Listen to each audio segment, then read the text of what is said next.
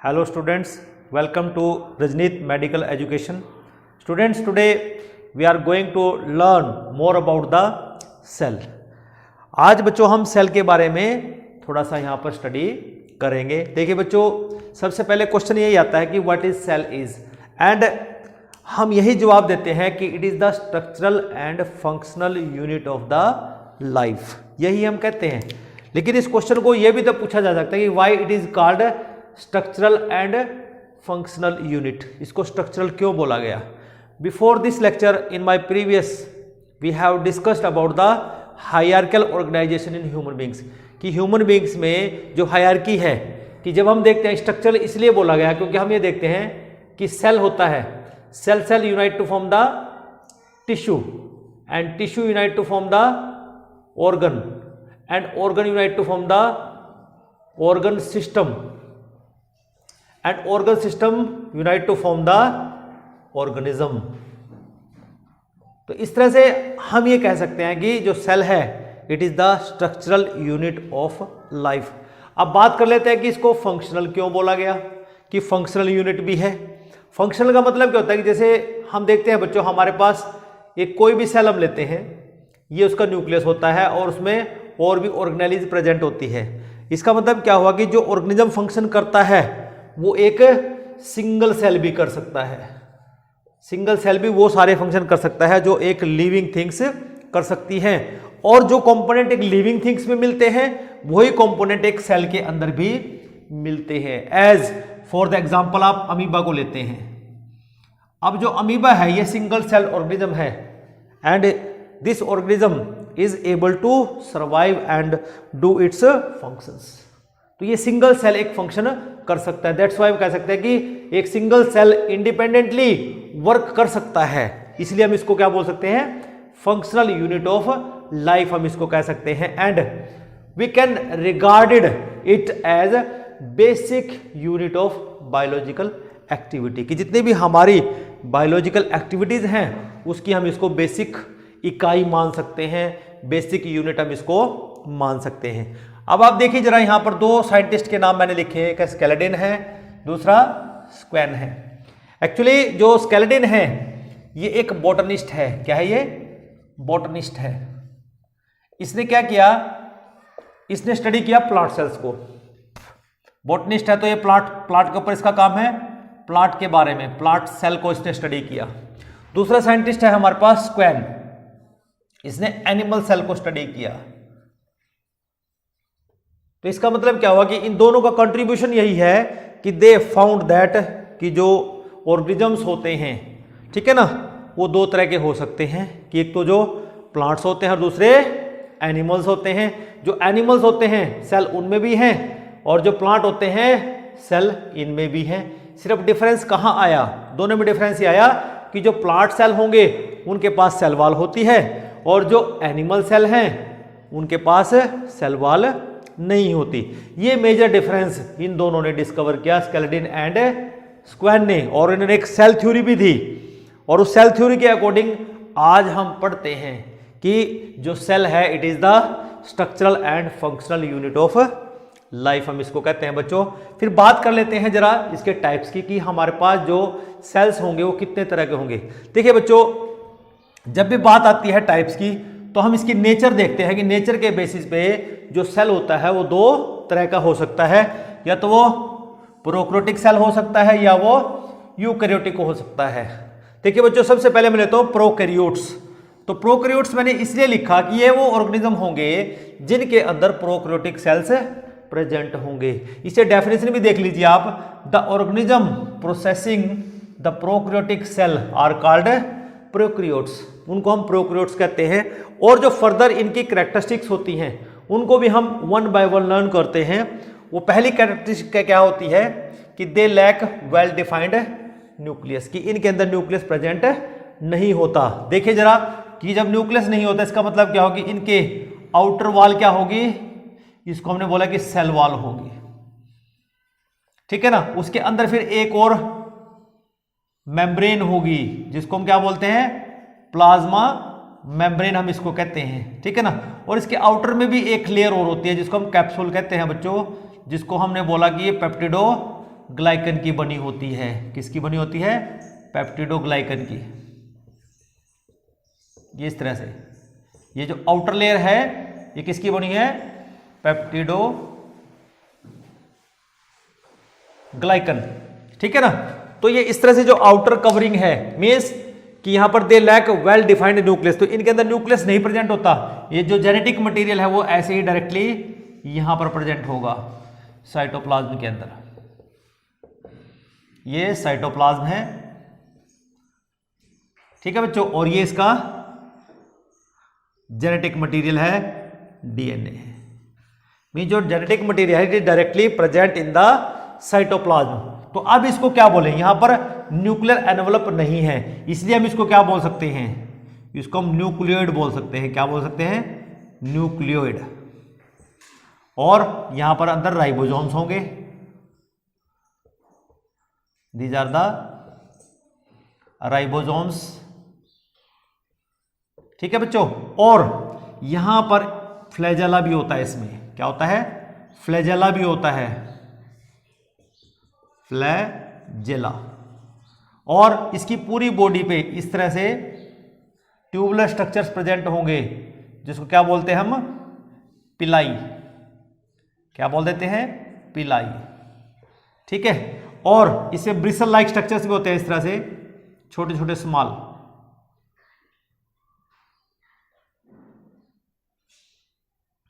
In small bristle like structures को बोल देते हैं फिब्रे। तो ये बच्चों हमारे पास एक जनरल स्ट्रक्चर है किसका? प्रोकैरियोटिक सेल का। तो देखिए जरा, नेक्स्ट है DNA is found as nucleoid. और यहां पर न्यूक्लियोइड, इसको स्ट्रक्चर को बोलेंगे न्यूक्लियोइड, कि यहां पर कोई न्यूक्लियर एनवलप नहीं है, इसको हम न्यूक्लियोइड बोलेंगे। दूसरा, हिस्टोन प्रोटीन्स आर एब्सेंट। देखिए बच्चों, जो डीएनए होता है इट इज नेगेटिवली चार्ज्ड, और जो हिस्टोन प्रोटीन्स होते हैं दे आर पॉजिटिवली चार्ज्ड। तो ये जो हिस्टोन प्रोटीन्स होते हैं ये डीएनए को रैप करके रखते हैं, लेकिन यहां पर वो भी प्रेजेंट नहीं होते, दे आर एब्सेंट। फिर अगर हम साइज की बात करते हैं, साइज तो बेटे वेरी करता है प्रोकैरियोट्स का, इट इज 1 to 10 माइक्रोमीटर। ठीक है ना। They enveloped by rigid cell wall, कि इनके ऊपर क्या होती है? रिजिड सेल वॉल प्रेजेंट होती है। और ये जो सेल वॉल है ये किस चीज की बनी होती है? यहां पे it is made up of the peptidoglycan, और जिसको हम म्यूरिन के नाम से भी जानते हैं। ठीक है। The next characteristics is they lack membrane bound organelles, की ऐसी ऑर्गेनेलिज जो दूसरे सेल्स में मिलती है इनके अंदर नहीं मिलती, वो मेम्ब्रेन बाउंड ऑर्गेनेलिज कहते हैं। जैसे एंडोप्लाज्मिक रेटिकुलम, गोल्जाई कॉम्प्लेक्स, माइटोकॉन्ड्रिया जो एनर्जी का सोर्स होता है। लेकिन फिर यहां आपको क्वेश्चन पूछ सकते हैं कि जब माइटोकॉन्ड्रिया नहीं है तो एनर्जी का सोर्स क्या है?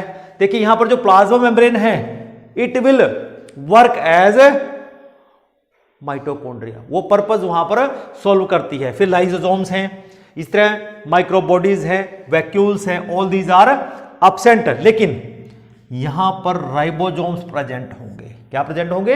Ribosomes they are present. Next characteristics, कि अगर इनमें डिवीजन होनी है तो वो फ्यूजन होती है। फ्यूजन का मतलब होता है कि when the organism split into 2 or more parts, that is called fusion, उसको हम फ्यूजन कहते हैं। Prokaryotic cell are represented by bacteria, blue green algae and mycoplasma, कि हमारे पास जो प्रोकैरियोटिक सेल हैं आर रिप्रेजेंटेड बाय, कि बैक्टीरिया रिप्रेजेंट करते हैं, ब्लू ग्रीन एल्गी है और माइकोप्लाज्मा है।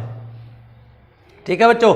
और दूसरा जो पीपीएलओ है जिसको हम कहते हैं प्लूरोनिमोनिया लाइक ऑर्गेनिज्म होता है, पास है पीपीएलओ, प्लूरोनिमोनिया लाइक ऑर्गेनिज्म। और बच्चों नोट करना कि ये जो पीपीएलओ है it is the smallest cell, ये सबसे स्मॉलेस्ट सेल भी है,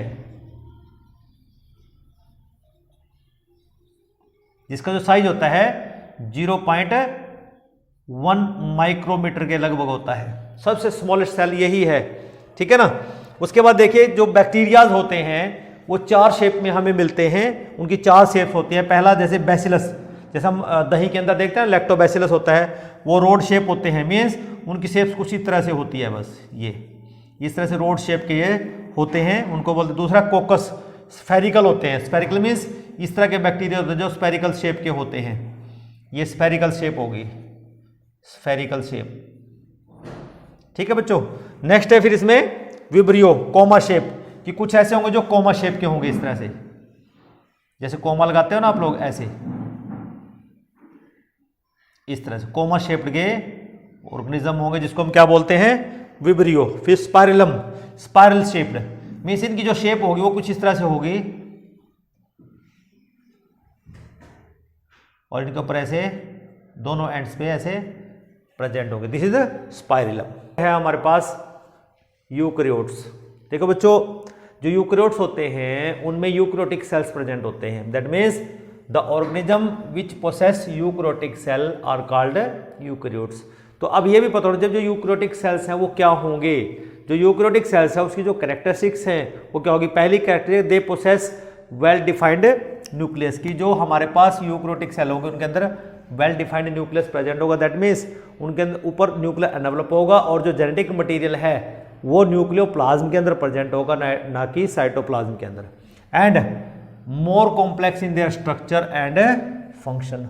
और जो यूकैरियोटिक सेल होते हैं इनका अगर स्ट्रक्चर भी देखा जाए, it is more complex than the prokaryotic. क्यों? वो सिंपलर ऑर्गेनाइजेशन के हैं, ये कॉम्प्लेक्स ऑर्गेनाइजेशन के हैं। और यहाँ पर जो डीएनए होता है, DNA is associated with histone proteins. यहाँ पर हिस्टोन प्रोटीन्स प्रेजेंट होते हैं और जो हिस्टोन प्रोटीन्स है ये डीएनए को क्या करते हैं, पैक करके रखते हैं। Next third one, enzyme of energy metabolism are located in mitochondria. अब यहाँ पर जो सेल है, सेल का जो पावर हाउस है वो माइटोकॉन्ड्रिया है और जो एनर्जी रिलीज कराते हैं वो एंजाइम्स कहाँ प्रेजेंट होंगे, वो सारे के सारे माइटोकॉन्ड्रिया के अंदर प्रेजेंट होते हैं। सेल यहाँ पर जो सेल की जो आउटर बाउंड्री होती है, आउटर कवरिंग होती है, उसको हम यहाँ पर प्लाज्मा मेम्ब्रेन कहते हैं, which is flexible in nature, वो फ्लेक्सिबल नेचर की होती है। नेक्स्ट जो मेम्ब्रेन बाउंड ऑर्गेनेलिज है, लाइक एंडोप्लाज्मिक रेटिकुलम है, गोल्जी कॉम्प्लेक्स है, माइटोकॉन्ड्रिया है, लाइसोसोम्स है, साइटोस्केलेटन है, वैक्यूल्स है, all these are present including nucleus and mitochondria. Next उसके बाद आता है हमारे पास, they are large in size. ये थोड़ा सा प्रोकैरियोटिक सेल से लार्ज होते हैं, that means their size is round about 10 micrometer से लेके 100 माइक्रोमीटर तक के ये हो सकते हैं। अगर हम ह्यूमन बॉडी के बारे में देखें, हमारी बॉडी के अंदर लगभग 10⁻14 सेल्स हमारी बॉडी के अंदर प्रेजेंट होते हैं and there are 250 types of specialised cells. अब आप स्पेशलाइज्ड सेल्स क्या देखते हैं, जैसे एरिथ्रोसाइट्स है जिनको हम क्या बोलते हैं, आरबीसीज बोल सकते हैं, ठीक है। नर्व सेल्स हैं हमारे पास, मसल सेल्स हैं। अब मसल सेल्स हमारे पास जैसे कार्डियक मसल्स हैं, स्केलेटल मसल्स हैं, विसरल मसल्स हैं, beta cells of the pancreas. तो इस तरह के हमारे पास different you can say characteristics हैं हमारे प्रोकैरियोटिक सेल की। अगर यूकैरियोटिक सेल की, अगर हम यूकैरियोटिक सेल को देखें यहाँ पे, तो किस तरह से उसका स्ट्रक्चर होगा, इसका मतलब होगा कि पहले तो ये न्यूक्लियस होगा और न्यूक्लियस के अंदर क्या होगा, जेनेटिक मटीरियल प्रेजेंट होगा। इस तरह से genetic material inside nucleoplasm present होगा, ये हमने न्यूक्लियस। और इसके आउटर में यहाँ पर क्या होगा, सेल वॉल होगी जिसको हम क्या बोलते हैं, प्लाज्मा मेम्ब्रेन होगी, ठीक है। और फिर यहाँ पर ये साइटोप्लाज्म आ जाएगा,